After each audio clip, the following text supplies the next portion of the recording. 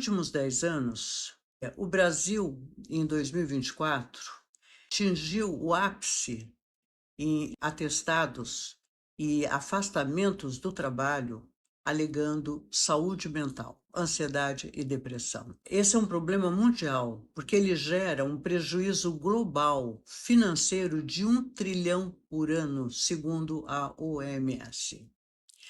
Portanto, diante dessa quantidade de afastamentos, o governo então anunciou uma nova medida, uma nova norma, uma NR1, que sairá a partir de 26 de maio, agora, do Ministério do Trabalho, e passa a valer, pressionando as empresas, gerando multa às empresas, caso seja identificados esse nível de pressão sobre o seu funcionário. Que pressões? Condições precárias de trabalho, assédio moral, carga excessiva de trabalho, não permitindo que o funcionário tenha, entre aspas, uma vida, pela quantidade de demanda exigida. Então, a partir de 26 de maio, nós teremos uma norma que vai regulamentar isso, possibilitando, inclusive, multas à empresa que agir nessa direção de um comprometimento do problema de saúde mental aos seus funcionários.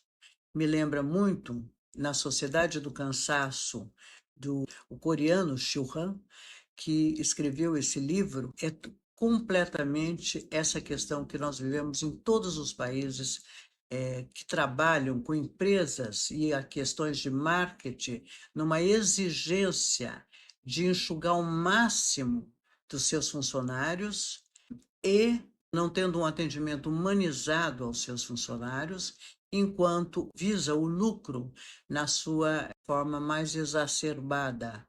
As empresas deverão adotar para a saúde mental dos colaboradores a partir dessa data, 26 de maio. Em todo o Brasil, as empresas deverão implementar ações para garantir a saúde mental dos funcionários, conforme a atualização da norma regulamentadora NRU, determinada pelo Ministério do Trabalho e Emprego.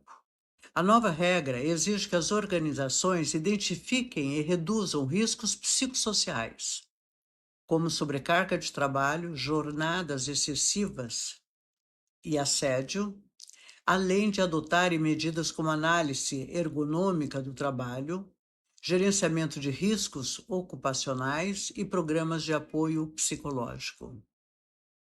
Empresas que descumprirem as diretrizes estarão sujeitas a multas e exigências de adequação. Estudos apontam que investir em saúde mental pode gerar um retorno de até 6 vezes o valor investido, tornando essa adaptação não apenas uma obrigação legal, mas também uma estratégia de gestão. Especialistas recomendam que as empresas capacitem líderes, realizem diagnósticos internos e incentivem hábitos saudáveis para garantir um ambiente de trabalho mais equilibrado e produtivo. Portanto, essa NR1 trata-se de uma nova normativa que exige que empresas cuidem da saúde mental dos colaboradores a partir desta data. Eu convidei alguns grandes psicanalistas de nomes renomados para poderem dar a sua opinião pessoal, independente das teorias, nas palavras de cada um deles, como eles pensam o que é depressão, o que é saúde mental e depressão, por que de que o Brasil tornou-se o pioneiro, o país em primeiro lugar desse levantamento da OMS, a ter o maior índice de afastamentos por depressão e ansiedade. Eu solicitei, então, que eles pudessem trazer o seu pensamento clínico. Com vocês, então, psicanalistas, dos quais eu muito respeito, ok? Vamos ouvi-los.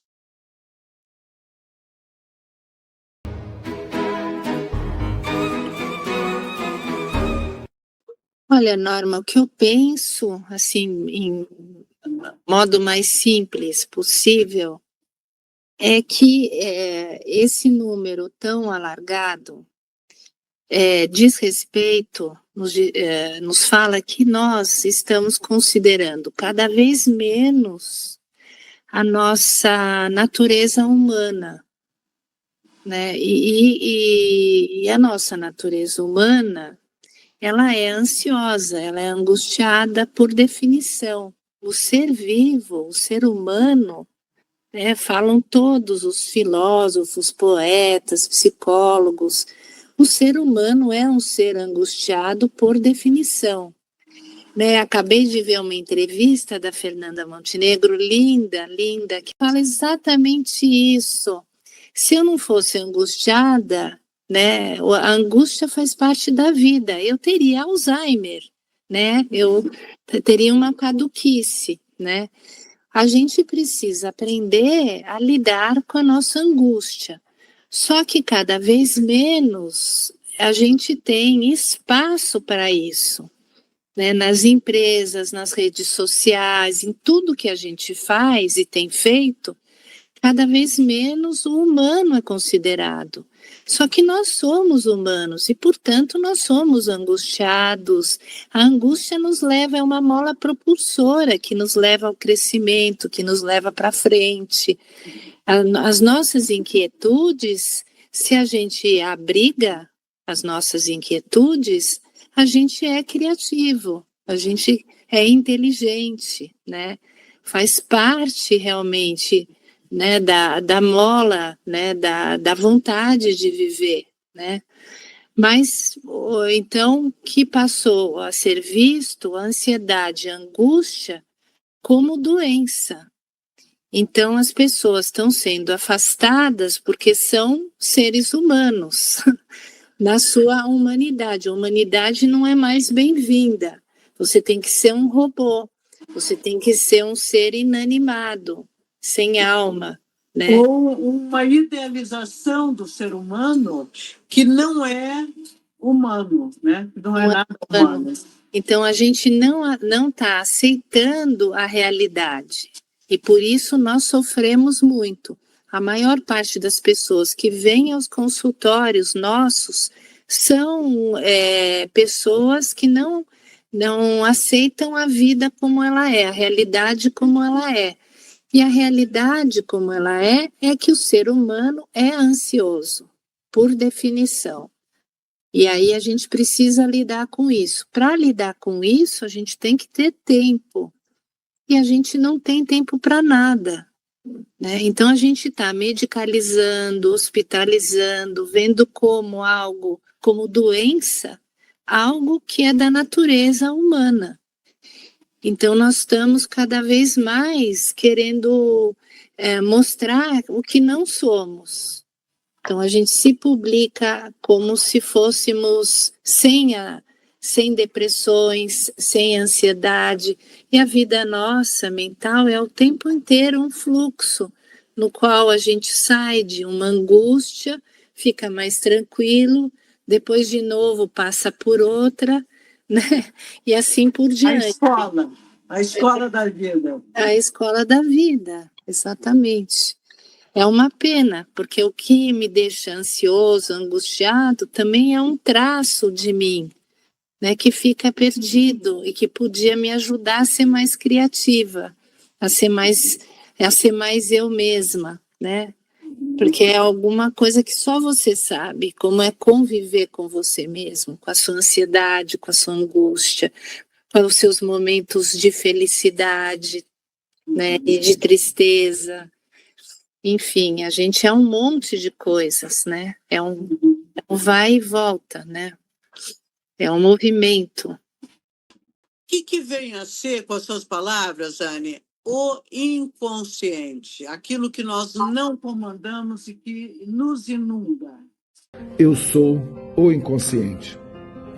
Graças ao senhor Dr. Freud, mestre moderno da Letheia, o desocultamento, isso hoje é por todos sabidos.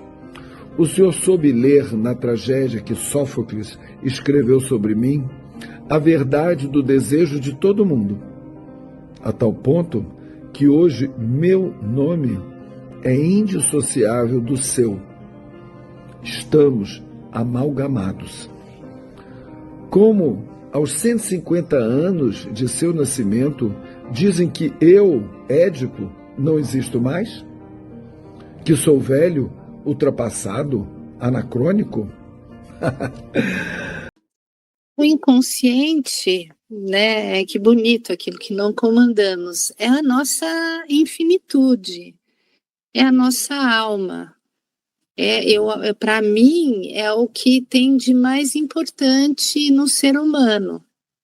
A maior parte de nós é inconsciente. Então, mas nós não gostamos, né, de não ter o controle, de não saber quem somos, de saber que não somos perfeitos. A perfeição simplesmente não existe, né? O que existe é ser dentro do que é possível, né? O melhor que você puder. Então, o inconsciente é aquela parte da tua alma que é estranha para você, que você é o diferente que te habita, né? É o outro, é a tua alteridade. Mas então, mas essa parte o ser humano reluta, né? A humanidade não gosta, seja do inconsciente, que da cultura também muitas vezes, porque a arte, a cultura, elas também nos coloca em contato com o inconsciente, né? Com esse outro que nos habita.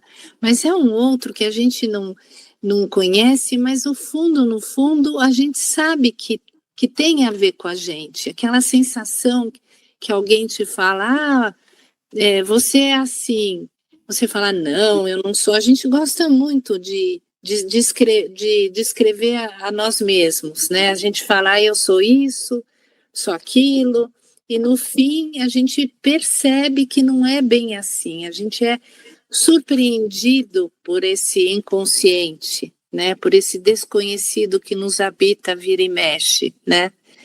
Mas quem tem um pouco mais de abertura, de sensibilidade, percebe que isso existe, né? E essa abertura, isso eu acho importante colocar, essa abertura para o desconhecido, o Freud tem um texto lindo que ele fala o desconhecido familiar, né? Que é o inconsciente, né? Que é o nosso oceano, que é a nossa amplitude, que a gente está em contato com a natureza, com essa ideia de que a gente é um grãozinho no cosmos, né? Então, isso, ao mesmo tempo, se a gente entra em contato, é uma fonte de vitalidade, né? Então, a gente tem muito mais talentos e potenciais do que a gente imagina, né? Então, acho que também é um potencial, é uma mensagem para a gente usar mais, porque senão a gente sempre fica nas mesmas coisas, né? Nas coisas já conhecidas, que parece que não, a gente tem menos medo do que a gente conhece do que daquelas coisas que a gente desconhece. E, sobretudo, desconhece a nosso respeito, né? Então, a psicologia, a psicanálise, todas essas ciências, elas abrem para essa parte da nossa vida que é inconsciente, né? Que é desconhecida, que a gente não controla, mas que se a gente aprende a conviver e a abrigar, a gente tem muito, muito a viver melhor, né? De qualidade de vida e eu acho que isso é muito importante, mas que encontra cada vez menos espaço na nossa sociedade, né? A nossa sociedade é muito tecnológica, né? Acredita só na objetividade, naquilo que eu posso ver, naquilo que eu controlo, nos instrumentos que eu crio, que são todos conscientes, né? É um uso consciente da tua pessoa. Importante saber usar e lidar com um uso que a gente não controla, né? É saber se deixar levar, né? Como diz a música, deixar a vida me levar, né? E aproveitar aquilo que se apresenta para mim, né?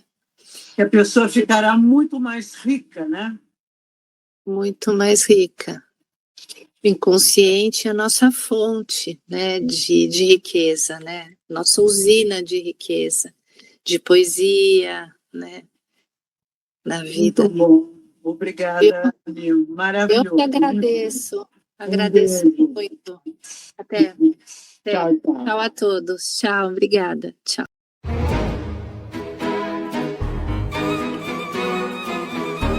Ora, mas assim, eu acho que esse tema merece um podcast específico, né? Mas eu vou te dizer uma questão que tenho trabalhado e tenho visto, né? Eu diria assim, e vários pensadores têm dito isso, né? Assim como o século XX foi o século da histeria, o século XXI é o século da melancolia, pegando alguns conceitos clássicos da psicanálise, né? A melancolia com seus desdobramentos das questões depressivas. O que significa nós dizermos que nós vivemos o século da melancolia? E que isso vai estar repercutindo nas relações de trabalho, evidente, né? Mas o que em termos coletivos, o que o mundo esperava? O Freud tem uma frase que eu gosto muito no mal-estar na cultura. Nós podemos pensar que a depressão é um mal-estar na cultura contemporânea, né? E o Freud, lá no mal-estar na cultura, ele diz assim, olha, por que será que nós não somos mais felizes com todo o desenvolvimento que a humanidade atingiu? Ganhamos várias coisas, né? Liberdade sexual, ampliamos, e não somos mais felizes. Ele diz em 30, nós podemos dizer em 2030, 25, 100 anos depois, que nós não somos mais felizes, né? Muito antes, pelo contrário, que a depressão é o auge da impossibilidade do sujeito poder usufruir de si e da vida. E o que eu compreendo como um rápido assinalamento, né, Norma? Que é justamente a falácia do sistema capitalista e neoliberal. Por que é uma falácia? É uma falácia porque foi nos dados crer que, ao fazer um determinado percurso, tu ia ascender a um lugar aonde a felicidade iria acontecer e que tu poderia ter. A ideia de desenvolvimento, e vários autores negros vão dizer que a ideia de desenvolvimento brancocêntrico é uma ideia de desenvolvimento que visa nos espoliar do que poderia ser um bem-viver. Então, o bem-viver ou o bem-estar é a antítese do nosso sistema de vida. Perfeito. Porque é um bem-estar calcado na ideia, olha, Inácio, se tu tiver um carro melhor, tu vai ser mais feliz. Se tu tiver... Eu sempre brinco que o protótipo de felicidade do gaúcho é ter uma casa na serra, uma casa na praia e uma casa na cidade. Né? Que é um imaginário que nos venderam esse sistema. Trabalha para atingir isso. O que nós estamos descobrindo que isso significa o quê? Que essa impossibilidade de nós atingirmos este lugar prometido, uma espécie de terra prometida, que quando chegamos descobrimos que ela não existe. Né? É toda a lógica também do empreendedorismo. É a lógica, seja empreendedor de si mesmo. E o sujeito vai descobrir. E uma frase que eu acho que representa tudo para nós sermos deprimidos e que um filósofo, Bill Shanran, na Sociedade do Cansaço e do Desempenho, fala, ele diz assim, querer é poder.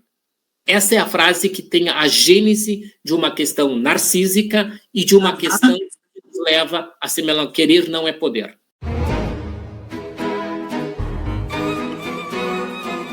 A minha suspeita, quando eu fiz uma especialização em saúde mental lá no Instituto de Psiquiatria, e por acaso me calhou, não que eu tivesse escolhido muito bem, mas me calhou estudar um pouquinho de psicologia do trabalho, mas isso tem muito tempo. Mas eu li o SUS e a proposta do SUS, né?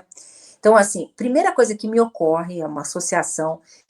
A proposta do SUS é muito bonita, né? A gente tem uma proposta de saúde, de conceito de saúde muito interessante, né? Que é um conceito de bem-estar social, né?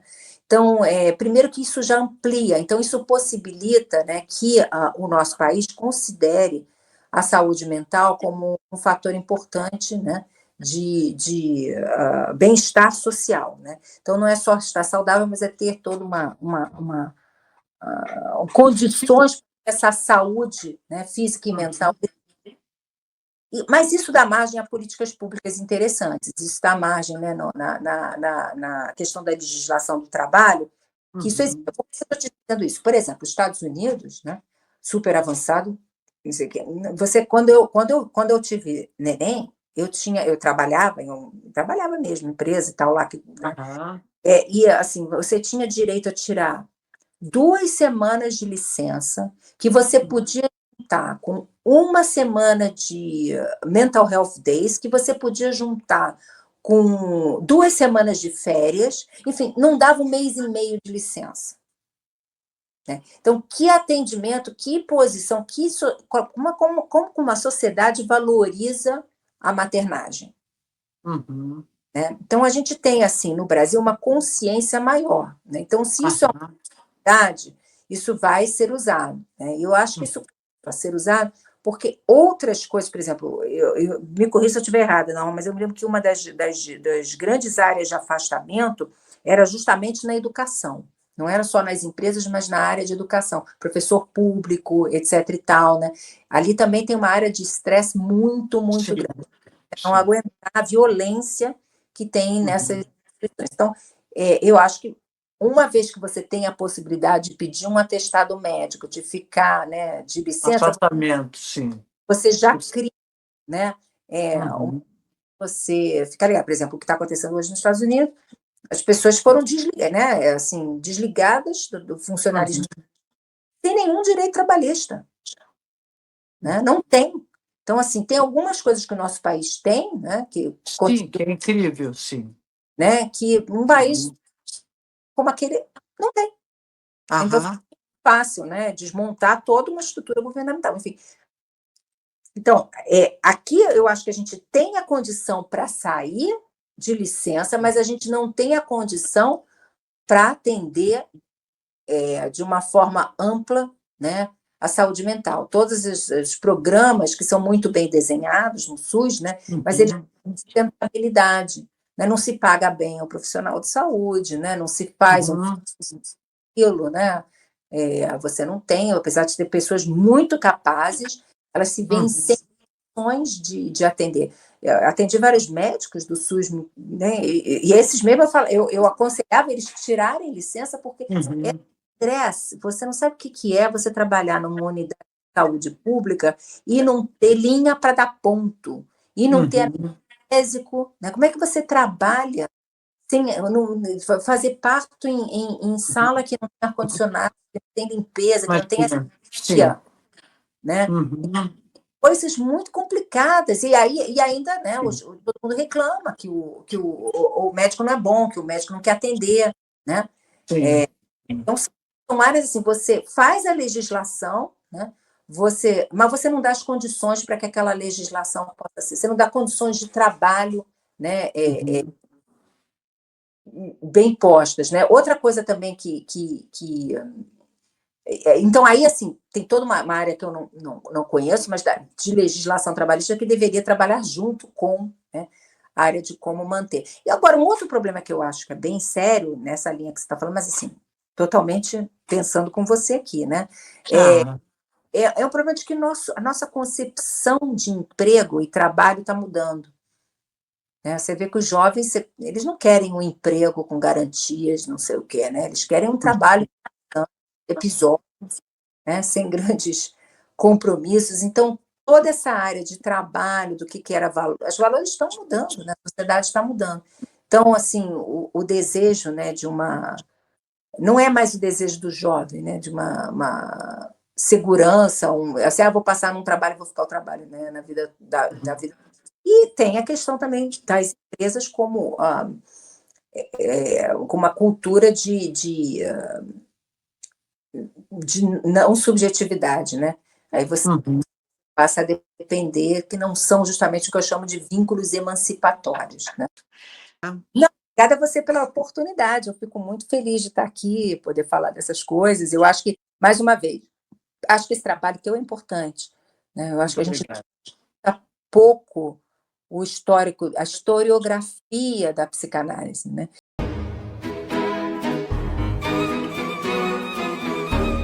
A depressão é um chamado da alma, ela é uma defesa contra uma sociedade, um modo de vida, melhor dizendo, maníaco, né? que enfatiza velocidade, superficialidade, consumo, viagem, deslocamento rápido, pressa, não é excesso de informação. Nós vivemos um mundo, né, vivemos um estilo de vida e nos é exigido que vivamos dessa forma, não é? E aí deprimimos, claro, né? Graças a Deus. Graças a Deus, exatamente. Nesse ponto de vista, a depressão é uma bênção, entre aspas, evidentemente, porque é muito doloroso, a gente sabe disso, romantizar a depressão. Sim, por favor, sim. Por favor.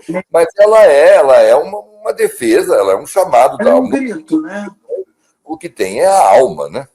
Ela é um grito.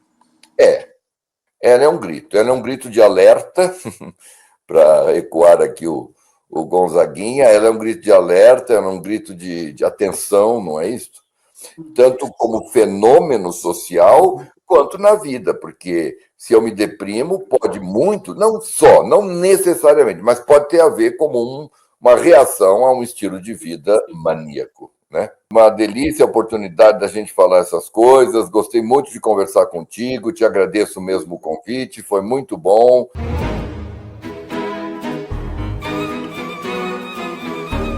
No fato de que você, para trabalhar, tem que utilizar a energia, né? Tem que utilizar a libido. Né? Ao mesmo tempo que você utiliza a libido, né, que supostamente deveria estar relacionado com prazer, a libido também está relacionado com a agressividade. Né? Para trabalhar, é preciso utilizar a agressividade, né? Preciso ter iniciativas. Né? É claro que um trabalho, né, que dá menos prazer, né, é um trabalho que vai trazer mais, vamos dizer, estresse, né? Que a tensão vai ser maior, né? Que a carga de agressividade, né, que vai para essas relações, geralmente para as relações de trabalho, né? Tipo de relação de competitividade, de cobrança, né? De necessidade de ter iniciativa, de cumprir horários, ou até de ter flexibilidade para passar dos horários, o que esse trabalho tira, né, das relações familiares ou das relações íntimas, né? Se não for compensado realmente pelo aspecto gratificante que deve existir no trabalho, ou pelo menos gratificante da libido, né? Isso vai adoecer qualquer pessoa. Né? Isso sempre existiu na história do mundo, não? Quer dizer, obviamente que não basta ser só a qualidade no sentido do sujeito fazer algo que gosta, né? Por exemplo, de acordo com o Freud, um artista não tem estresse algum, né? Porque ele só tem o princípio do prazer, ele só faz o que quer, na hora que quer, na hora e como quer, né? Ele não teria estresse com o trabalho dele, né? Quer dizer, o estresse existe na medida que existe a parte, vamos dizer, não só do princípio do prazer, o princípio da realidade, cobrando uma série de coisas. Né? E, portanto, o prazer tem que ser compensado nas relações íntimas, né? Que o indivíduo precisa ter, né? De qualidade, né? Ou também no lazer. Né? Quer dizer, obviamente que uma pessoa que tem um trabalho braçal, né? Não é muito adequado que ela tenha um lazer braçal. Né? Seria, vamos dizer, coerente ela ter um lazer mais no sentido intelectual. Né? Assim como uma pessoa que tem um trabalho muito intelectual, talvez na hora de lazer, precise de algo talvez mais braçal, mais artesanal, alguma coisa que a conecte, né, com coisas que ela não está conectada quando está trabalhando. Né? Então, essas questões são muito complexas, né? Porque quem é que vai fornecer isso? Né? A não ser o próprio indivíduo, né? Que tem que ter uma consciência a respeito dessas, vamos dizer, trocas. Né? Porque tudo que envolve o trabalho, né, envolve troca. Né? São relações de troca. Né? A gente pode, antes de passar a questão de quer dizer, como entender as trocas do ponto de vista psicanalítico, né? Que são trocas sempre mais no sentido profundo, ligado às dificuldades, raízes inconscientes nessa troca, eu acho que uma questão sempre muito assim, nos coloca numa posição privilegiada, né? Como analistas, né? Ou filosoficamente como analistas, né? Seria a prestar atenção no significado das palavras, né? E como que o significado das palavras, da palavra trabalho, é diferente em culturas diferentes, né? Então, a cultura modifica muito, né, a visão de trabalho, né? Facilitando ou dificultando, né?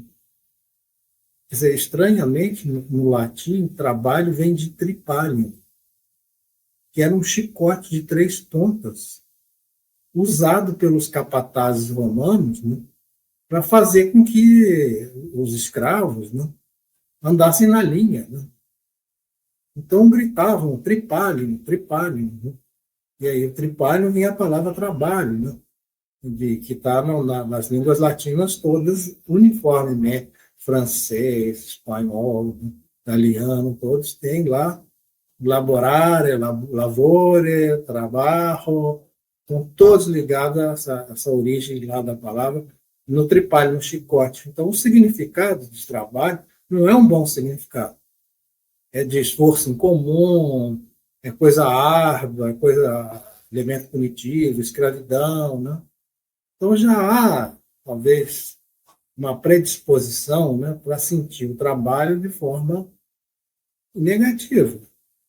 Vamos dizer, uma predisposição oculta, né? A gente não sabe qual é a profundidade disso, né? Acho que vai variar exatamente com a capacidade de troca simbólica da pessoa para lidar com isso, né? Em inglês, por exemplo, o trabalho é work, né? Que está ligado à palavra work, anglo-saxônico, e tem uma origem em ergue, que vem de energia no grego, né? Então, trabalho significaria um emprego de energia, né? Uma utilização de energia, né? Realmente, no mundo anglo-saxônico, o trabalho é muito bem-vindo, né? Quer dizer, muito representativo das pessoas, né? As pessoas que trabalham, né? Elas usam de energia naturalmente, né? Que seria um emprego natural de energia, né? Na língua japonesa, então, é mais curioso ainda, né? Porque o trabalho, a palavra é shigoto, que é uma palavra que significa um esforço feito por 3 ou mais pessoas. Então, a ideia de trabalho no Japão também é uma ideia muito bem-vinda, né? Porque as pessoas trabalham e têm prazer em trabalhar, principalmente em grupo, e muitas empresas facilitam até que as famílias sejam empregadas pela empresa, para que possam ter, por exemplo, nos momentos de almoço, né, contato com a família. Apesar de trabalharem muito, né, quer dizer, tem esse tipo de facilidade, né? E tem noções que são misturadas a isso, que são noções religiosas, né, como aquela ideia que está na Bíblia, né, que tem que ter um dia de descanso, né, um dia obrigatório de descanso, né, que foi inserido, mas isso é um tipo de lógica que necessariamente não precisaria ser seguida, né? Acho que modernamente isso começou a ser alterado, acho que, se não me engano, na Alemanha, né, que começou a existir banco de horas, né? A pessoa trabalhava 1 hora a mais por dia, e depois tinha um dia que ela descontava essas 4 horas a mais, né? Trabalhando menos num dia e indo mais cedo, né? Ou acumulava para poder viajar, para fazer alguma coisa assim, né? E tem todo esse sentido assim de troca, né? Sempre houve o sentido de troca. Eu acho que a particularidade aqui no Brasil é que o trabalho ele passou por um plano assim, de regulamentação muito grande, né? Quer dizer, o trabalhismo, né? A justiça trabalhista, né? É algo mais ou menos recente, né? É uma coisa recente. Quer dizer, antes havia, por exemplo, quer dizer, os institutos, né? A gente tinha chamado de institutos de aposentadoria, tinha dos bancários, tinha dos comerciários, né? tinha da indústria, né?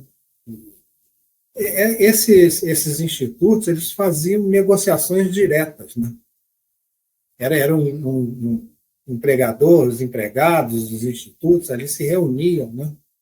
E chegavam a algum tipo de acordo, né?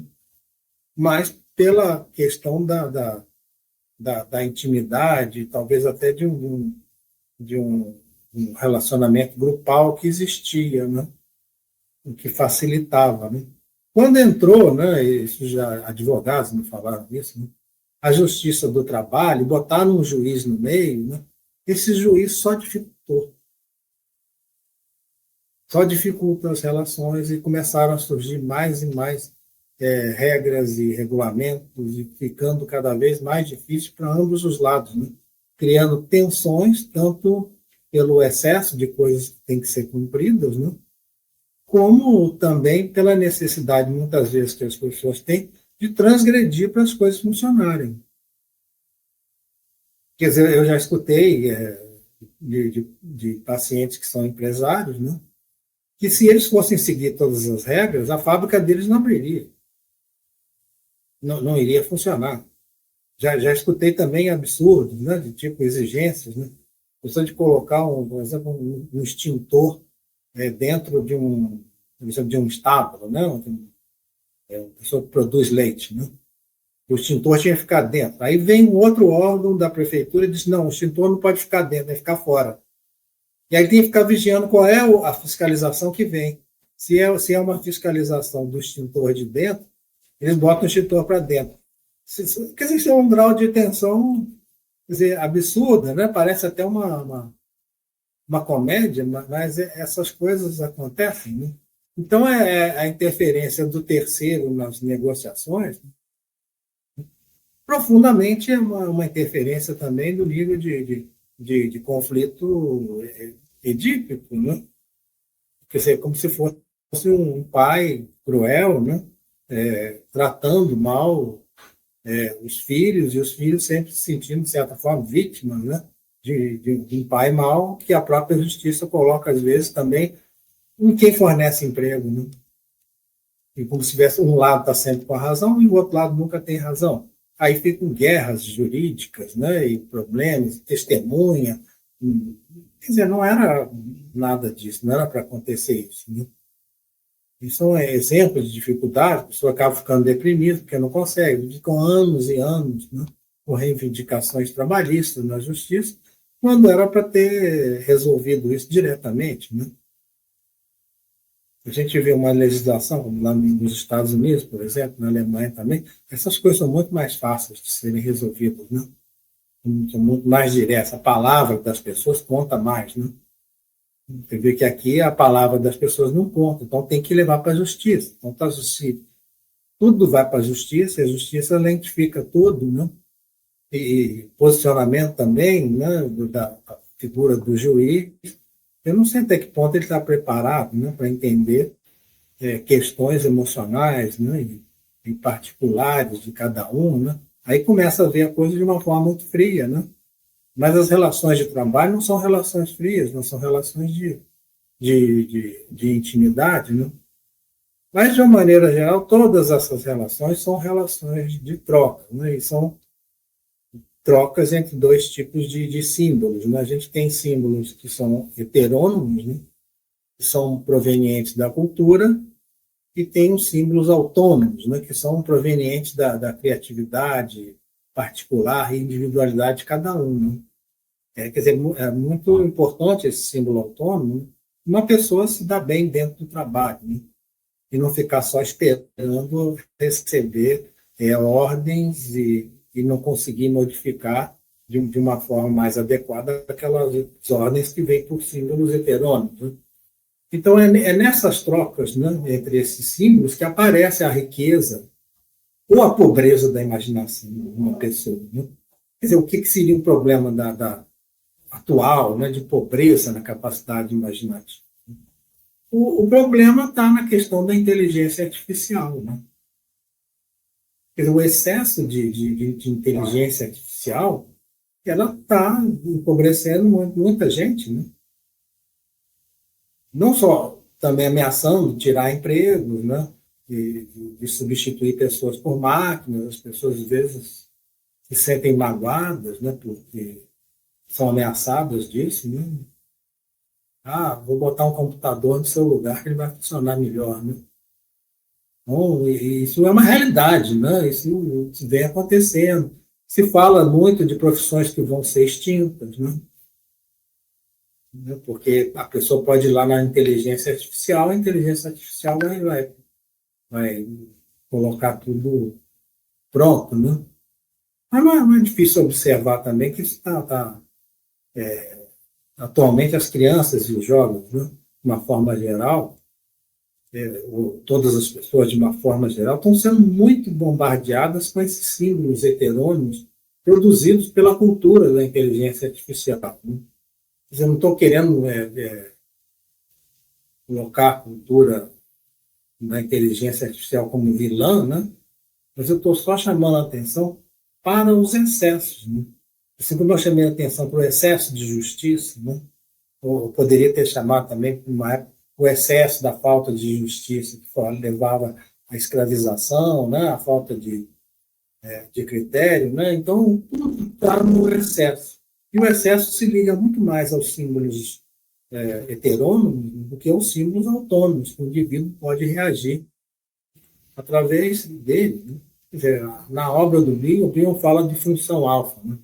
Que é uma função desenvolvida para que haja essa possibilidade de trocar símbolos heterônimos por símbolos autônomos. Então, quem tem uma função alfa desenvolvida, né, tem muito mais capacidade de lidar com as coisas mais rapidamente, de forma mais flexível, né, se protegendo contra uma série de vulnerabilidades. Né. Mas uma criança, por exemplo, que tem desenvolvimento prejudicado por uma ausência real ou por uma ausência por omissão dos pais que botam a criança para não atrapalhar vendo televisão ou lá com joguinhos eletrônicos, computador e celular. Quer dizer, aí os pais estão ausentes por omissão. Eles podem até estar na sala ao lado, mas não estão exercendo nenhuma função autônoma, não estão mostrando o que é uma autonomia, não estão mostrando o que é uma intimidade familiar, né? Então estão prejudicando a capacidade de trocas.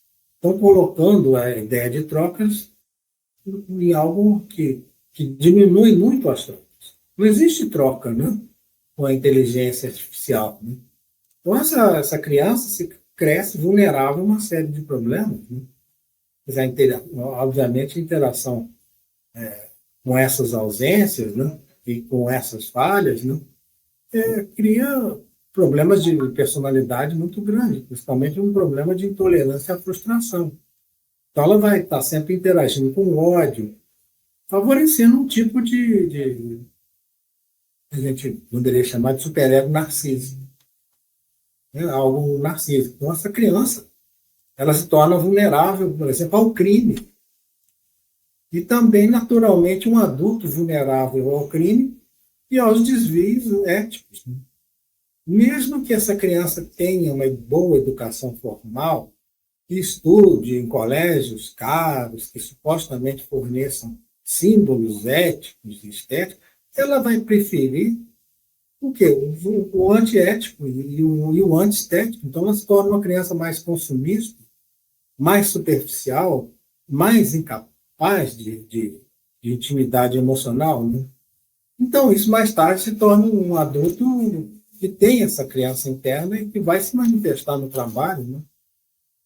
Então, a gente sabe que na clínica é difícil trabalhar com essas pessoas, né? Porque elas não se interessam pelo sentido, o sentido das coisas. Né? Então, é um tema muito, muito complexo. Né? Eu vejo que eu teria muita coisa para falar, mas eu prefiro ficar por aqui.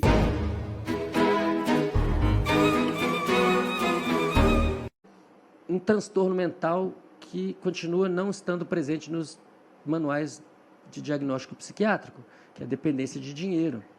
né? Lá tem dependência de drogas, dependência de jogo, de internet, de sexo, mas não tem dependência de dinheiro, que é a dependência mais disseminada, mais deletéria. É raríssimo você encontrar um bilionário que fala: cansei de ganhar dinheiro, não preciso mais de dinheiro. Quanto mais tem, mais quer, né? E existem vários estudos mostrando que o dinheiro é tóxico, né? O dinheiro, quando falta, é muito ruim, mas quando ele sobra, ele é muito ruim também. As pessoas ficam doentes. Existem estudos mostrando que se você apenas apresentar imagem de dinheiro na tela de um computador para uma pessoa, ela começa a fazer escolhas morais menos éticas. Apenas estimulada por uma imagem do dinheiro, nem o dinheiro em si.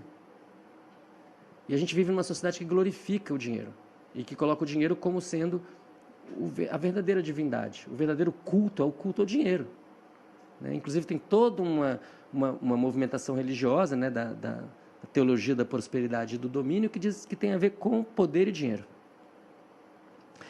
Agora, o que está nos fazendo muito mal? Então, vamos falar de saúde mental.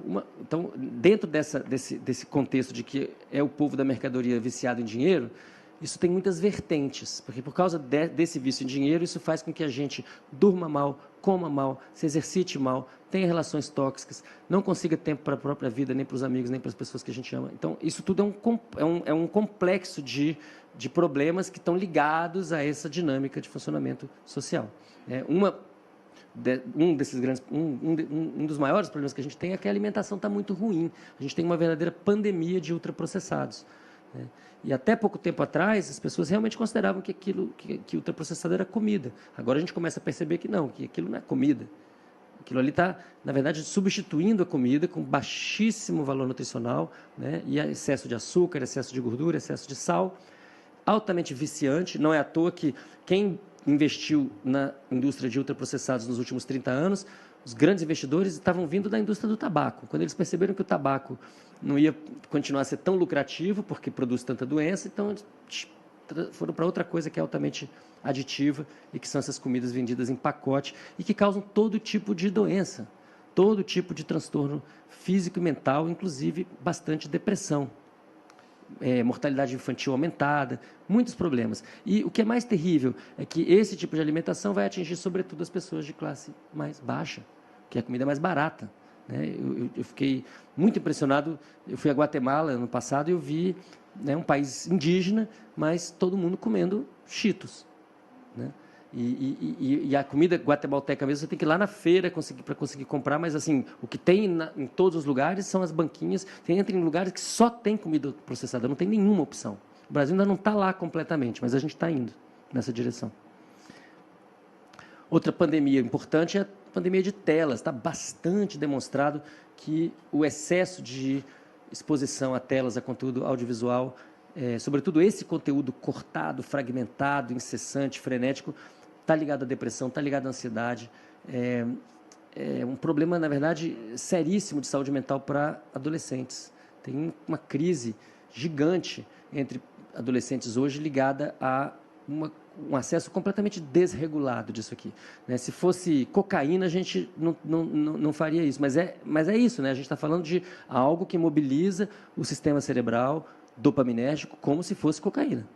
E a gente libera geral. Agora, finalmente, conseguimos impedir que esteja nas escolas, mais ou menos, porque a molecada burla, né? Como não? E a gente não conseguiu ainda discutir coisas muito simples. O que a gente faria se fosse uma substância química. Qual é a dose e qual é a pureza? Qual é a qualidade? Então, tem que ter curadoria de conteúdo. A gente tem que discutir o conteúdo e tem que discutir a quantidade. E isso, a gente está longe disso. Por quê? Porque não são só os adolescentes que estão viciados em tela. Nós também estamos, né? Quem não está aí, levanta a mão. Ninguém levantou a mão. Aqui eu estou mostrando um monte de celular, viu, gente? Esqueci de descrever. Aqui eu estou mostrando um mapa mundi, mostrando prevalência de depressão ou ansiedade no planeta. Dá para ver que tem um monte de regiões azul com bastante prevalência. O Brasil bem alto, 30% no Brasil. 30% das pessoas se dizem ansiosas e ou deprimidas. Podem ver também que muitos países ditos desenvolvidos, né, que são países ricos, têm níveis altos de depressão e ansiedade. Então, não é simplesmente não é algo que correlaciona diretamente com o produto interno bruto. É uma coisa bem mais complicada do que isso.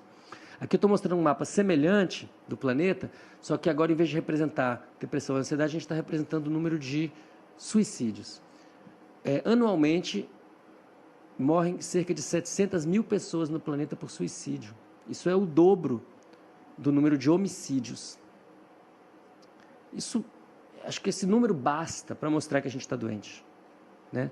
Como é que a nossa tataravó mamífera, que fugia de dinossauros, ia compreender que os seus netinhos iam se matar mais a si mesmos do que entre si e do que qualquer outro tipo de predador?